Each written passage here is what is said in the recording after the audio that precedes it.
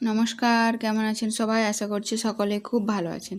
তো গ্রামের মহিলারা চাকরি বাকরি না করেও কীভাবে বাড়িতে সঞ্চয় করেন বা আয় উপার্জন করেন, তার জন্য এই ভিডিওটা।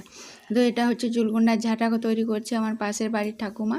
তো এই ঠাকুমার সাথে আমার ভারী ভাব, তো আমরা সবসময় প্রায়ই ফাঁকা টাইম পেলে গল্প করি। আর ঠাকুমা এখানে কাজ করছে, তো আমি ওই জন্য এলাম দেখানোর জন্য এই জুলগুন্ডার ঝাঁটাটা কি।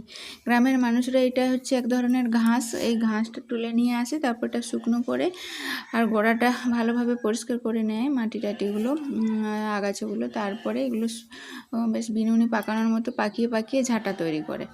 তো এই ঝাঁটাগুলো বিক্রি করে অনেকে উপার্জন করে। আবার বাড়িতে তো সবসময় ফুল ঝাড়ু দিয়ে ঝাড় দেওয়া যায় না জল টলগুলো, তখন এই ঝাঁটাটা কাজে লাগে।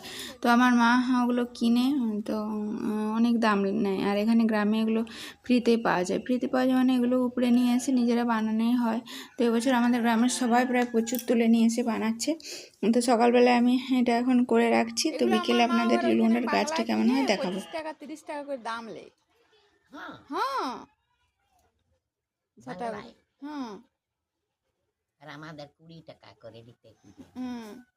এই দিক থেকে সব কোথা থেকে যায় জানিনি, তো সে আদিবাসী মহিলাগুলো মানে তোমাদের মহিলাগুলো যায়, দমে লাভ করে। হ্যাঁ যায়, দি মাথায় করে নিয়ে যায় গাড়ি করে, হ্যাঁ দি বিক্রি করে আমাদের নিয়ে যায় হ্যাঁ হ্যাঁ। তাহলে ধরো গাড়ি ভাড়া টাড়া লাগে, তো তাহলে বেশি দাম তো নিতেই হবে, ভাড়াটা বের করতেই হবে। কাতরা বিকে, হ্যাঁ খাতরা বিকে, সব জায়গাতেই বিকে এখন। যারা ধরো জানে না তারা তো কিনতেই হবে।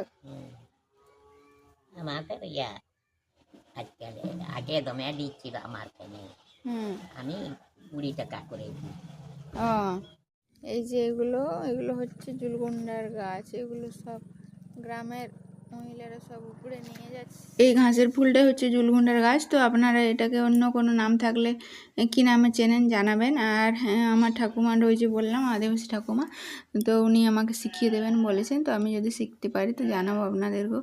তো যেহেতু আমি শিখতে পারিনি বা শিখিনি, তো ওই জন্য আমাদেরকে ঝাঁটা কিনতে হবে। তো এরকমভাবে গ্রামের মহিলারা শাক বিক্রি করে বা ঝাঁটা বুনে বিভিন্ন রকমভাবে নানা সংসারের আয় বাড়িয়ে থাকে।